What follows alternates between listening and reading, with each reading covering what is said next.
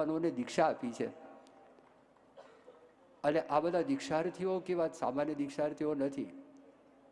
એમાંથી 10 ડૉક્ટરો છે,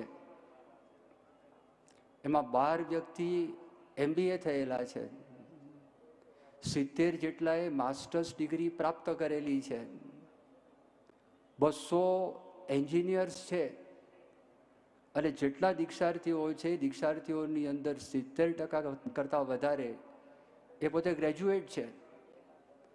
આ મેં તમને એમના ભણતરની વાત કરી, પણ એ કેવા સ્થાનની અંદર રહેતા હતા તો England, America, Australia, Africa, middle east, આ બધા દેશોમાંથી પણ આવેલા છે. એમાંથી 55 જેણે દીક્ષા ગ્રહણ કરેલી છે અત્યાર સુધીમાં, એ ઇંગ્લેન્ડના નાગરિક છે, ઇંગ્લેન્ડના સિટીઝન છે. અને 70 છે એ અમેરિકાના સિટીઝન છે.